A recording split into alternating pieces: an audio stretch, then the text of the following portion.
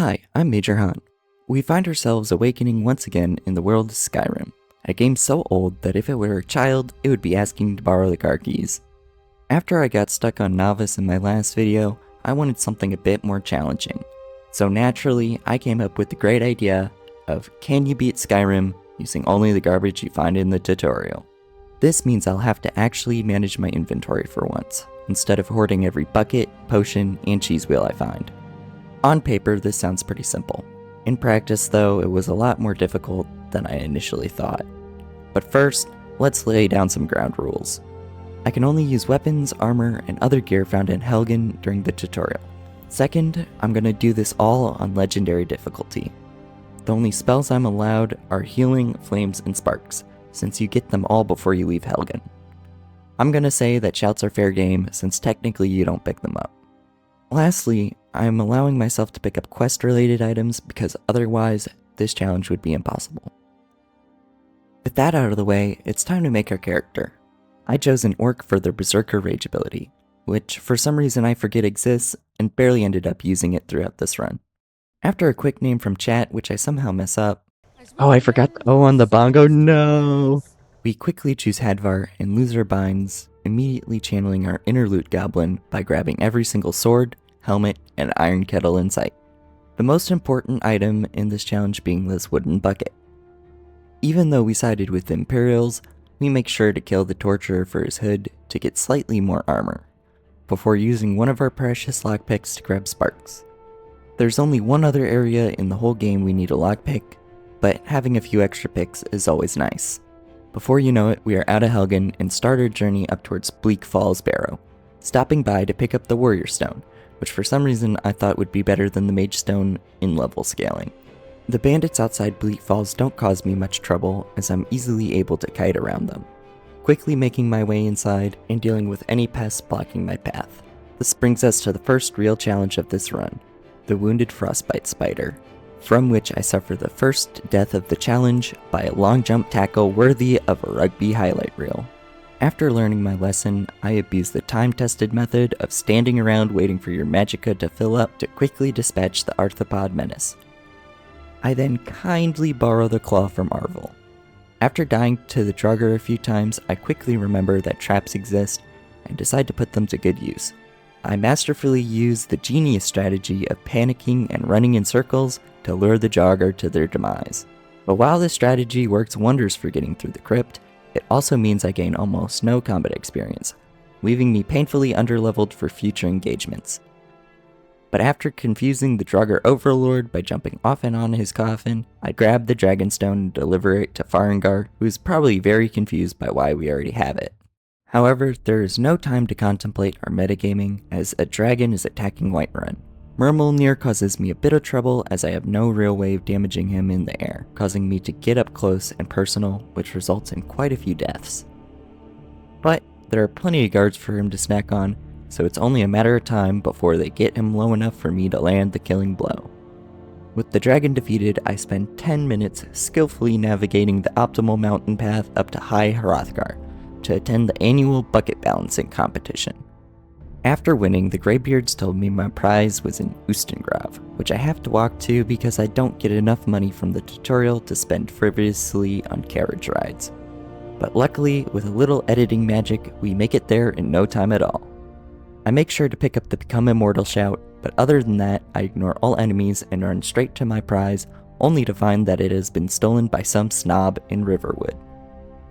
I gathered enough money in the tutorial to rent the attic room from Delphine, who then proceeds to somehow convince us to do all her dirty work. Unlike Murmulnir, Saloknir is far easier to beat, mostly due to the fact that he's too busy snacking on Delphine to care about us. So he goes down relatively quick, and Delphine rewards us by throwing a party. But as most things with Delphine, it turns out to be a drag. So, with the help of Malburn, I employ the masterful strategy of running away. Only a genius could think of a strategy that works this well. As I was saying, Oh, that's bad. As it turns out, you cannot run away from your problems forever, and I was stuck. So after dying over and over again, I finally caved and decided to use Skyrim's janky hitboxes to jump onto a chandelier and awkwardly whittle down the enemies. After defeating my problems the way Todd intended, I breathed a deep sigh of relief, only to step into the next room and immediately realize I trapped myself again. Only one guard stands between me and freedom, and they are determined to not let that happen. Defeated both in spirit and combat, I take a break and return later, finally remembering that I can use the environment to my advantage, scrambling onto the rafters like some kind of feral goblin to make my grand escape. With the hardest part of the challenge behind me, I head over to Riften to help reposition Medesi's ring, using 2 more of my lockpicks. While I'm at it, I also pick up Esbern, who I then immediately take to the Skyhaven Temple. After AFKing at the top of Skyhaven waiting for Esbern and Delphine to catch up, we learn about Dragonrend and make our way to Parthenax to find out where he has hidden the Elder Scroll. After promptly ignoring his instructions, we randomly pay a visit to a strange hermit in an ice cave who instructs us to go through a maze of Dwemer ruins to get to the Tower of Mizark. But instead of trudging through miles of Dwemer ruin nonsense, I pull out Skyrim's ultimate weapon, our humble bucket.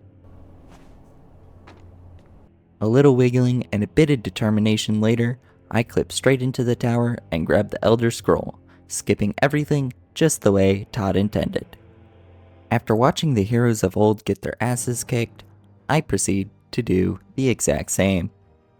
I valiantly charge into battle against Alduin, only to be repeatedly vaporized by his ridiculous meteor spam. After beating my pride into the ground, I finally decide to pick up Lydia, who is slightly better equipped to deal with the dragon than Fendal. In true Skyrim fashion, after finishing this recording, I found out that you can use the Clear Skies shout to completely nullify Alduin's meteor spam. Something that would have been incredibly useful to know before being repeatedly turned into Dragon Barbecue. But no matter, with Lydia doing most of the damage, I just sit back, keep Alduin on the ground, and pretend this was all part of the plan. With Alduin temporarily banished, it's time to sit through the absolute slog that is the peace conference, which, as expected, is just a bunch of angry Nords yelling at each other while I contemplate my life choices. With the peace talks finally over, I have a quick chat with Odahviing, who agrees to fly me to Skuldafn, where I have a bit of trouble solving the puzzles with an army of Draugr on my tail, but nothing cowering in a corner can't fix. As usual, I rush into the portal before it closes and square up to face Soon, who I easily defeat by standing behind a small rock.